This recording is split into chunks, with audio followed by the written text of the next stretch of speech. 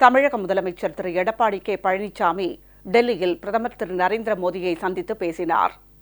தமிழகத்தின் நலன்கள் தொடர்பான விரிவான கோரிக்கை மனுவை பிரதமரிடம் அளித்தார். ஏழை எளிய கிராமப்புற மாணவ மாணவியரை பெரிதும் பாதிக்கும் நீட் தேர்விலிருந்து தமிழகத்திற்கு விலக்களிக்கும் சட்ட முன்வடிவுக்கு மத்திய அரசு ஒப்புதல் அளிக்க வேண்டும், தஞ்சாவூரில் எய்ம்ஸ் மருத்துவமனையை விரைவில் அமைக்க வேண்டும் என்பன உள்ளிட்ட பல்வேறு கோரிக்கைகளை பிரதமரிடம் முதலமைச்சர் வலியுறுத்தினார். மறைந்த மாண்புமிகு முதலமைச்சர் அம்மாவின் வழியில் செயல்படும் அரசை தமிழகத்தில் மீண்டும் அமைக்க வேண்டும் என்ற அஇஅதிமுக பொதுச் செயலாளர் சின்னம்மாவின் சபதத்தை நிறைவேற்றும் வகையில் முதலமைச்சர் திரு எடப்பாடி கே பழனிசாமி தலைமையில் கழக அரசு அமைந்துள்ளது. முதலமைச்சராக பொறுப்பேற்ற பின்னர் திரு எடப்பாடி கே பழனிசாமி முதன்முறையாக டெல்லி சென்று பிரதமர் திரு நரேந்திர மோடியை நேற்று சந்தித்து பேசினார். தமிழகத்தின் நலன்கள் தொடர்பான விரிவான கோரிக்கை மனுவை பிரதமரிடம் முதலமைச்சர் அளித்தார்.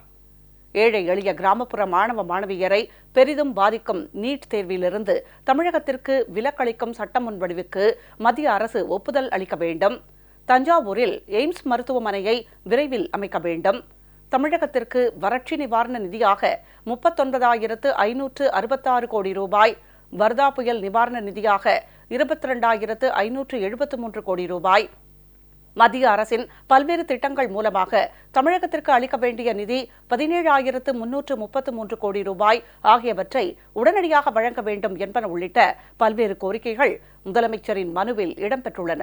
இச்சந்திப்புக்கு பின்னர் செய்தியாளர்களுக்கு பேட்டியளித்த முதலமைச்சர் திரு எடப்பாடி கே பழனிசாமி தமிழக நலன்கள் தொடர்பாக பிரதமரிடம் தான் வலியுறுத்திய கோரிக்கைகள் குறித்து விளக்கமாக எடுத்துக் கூறினார்.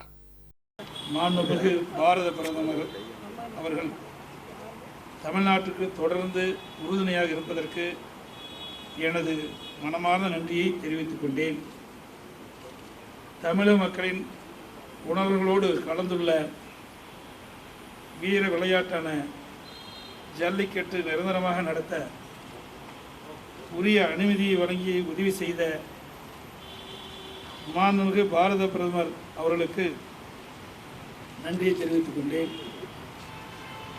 தமிழ்நாட்டிற்கு மத்திய அரசிடமிருந்து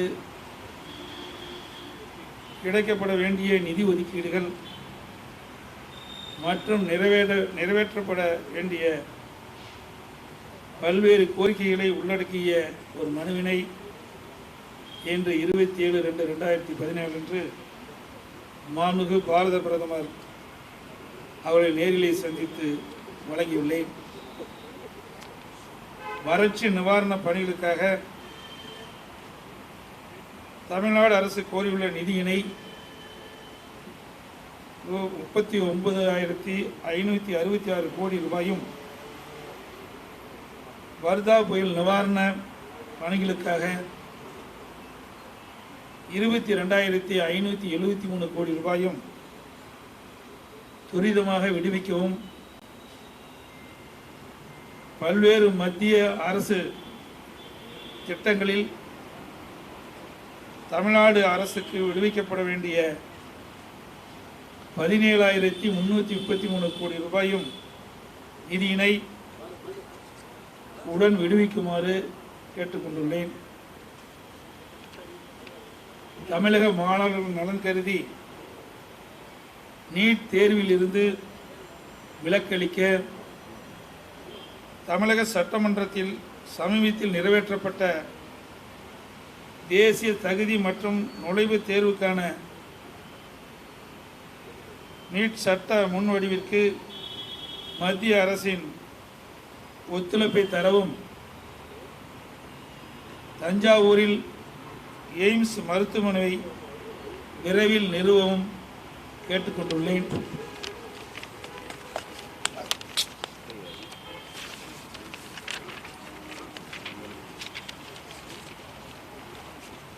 அத்திக்கடவு அவனாசி திட்டத்தை நிறைவேற்ற விரிவான திட்ட அறிக்கை மத்திய அரசுக்கு தமிழக அரசால் சமர்ப்பிக்கப்பட்டுள்ளது. இத்திட்டத்திற்கான ஒப்புதலை விரைந்து வழங்குமாறு கேட்டுக்கொண்டுள்ளேன். காவிரி நடுவர் மன்ற இறுதி தீர்ப்பின்படி காவிரி மேலாண்மை வாரியம் மற்றும் காவிரி நதிநீர் ஒழுங்குமுறை குழு விரைவில் அமைக்க வலியுறுத்தியுள்ளேன். தமிழகத்தின் நீர் தேவையினை பூர்த்தி செய்ய தீபகற்ப நதிகளான மகாநதி, கோதாவரி, கிருஷ்ணா, எண்ணாறு, பாலாறு, காவிரி, வைகை மற்றும் குண்டாறு நதிகளையும் பம்பா, அச்சன்கோயில், வைப்பாறு நதிகளையும் ஒன்றாக இணைக்க உரிய நடவடிக்கை எடுக்குமாறு கேட்டுக்கொண்டுள்ளேன். இன்றைய தேதி வரை இலங்கை சிறையில் 35 தமிழ் மீனவர்களும் 120 மீன்பிடி படகுகளும் உள்ளன. மேற்படி தமிழக மீனவர்கள் மற்றும் மீன்பிடி படகுகளை விரைவில் மீட்க மாண்பு பாரத பிரதமர் நான் வலியுறுத்தியுள்ளேன். கச்சத்தீவு மீதான இந்தியாவின் இறையாண்மையை நிலைநாட்டி பாரம்பரிய மீன்பிடிப்பு பகுதியில் மீன்பிடிக்கும் உரிமையை நிலைநாட்டுவதன் மூலமே நமது மீனவர்கள் தொடர்ந்து சந்தித்து வரும் இப்பிரச்சனைக்கு நிரந்தர தீர்வாக அமையும் என்று தமிழ்நாடு அரசின் நிலைப்பாட்டினை எடுத்துச் சொல்லியுள்ளேன். இலங்கை தமிழர்கள் சுதந்திரமாகவும் சிங்களர்களுக்கு இணையாக வாழவும் இலங்கை அரசியலமைப்பு சட்டத்தில் தகுந்த மாற்றங்கள் ஏற்படுத்த இலங்கை அரசு உரிய நடவடிக்கை எடுக்க வலியுறுத்துமாறு மாண்பு பாரத பிரதமரை கேட்டுக்கொண்டேன். மேலும் தமிழ்நாட்டில் வாழும் இலங்கை தமிழர்களுக்கு இரட்டை குடியுரிமை வழங்க உரிய நடவடிக்கைகள் எடுக்குமாறு கேட்டுக்கொண்டுள்ளேன்.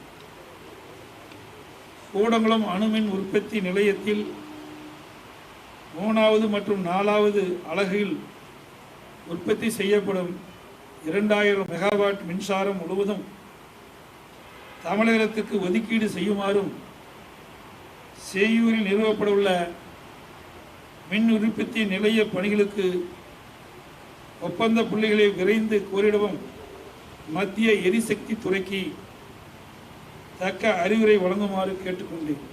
காவிரி டெல்டா பகுதியில் நிலத்திலிருந்து மீத்தேன் எடுக்கும் திட்டத்தால் விவசாயிகள் நலன் எவ்விதத்திலும் பாதிக்கப்படக்கூடாது என்ற நோக்கத்தில் அத்திட்டத்தினை கைவிடுமாறு மாண்புமிகு இதயம் புரட்சித் தலைவி அம்மா அவர்கள் ஏற்கனவே மத்திய அரசை வலியுறுத்தி வந்தார்கள்.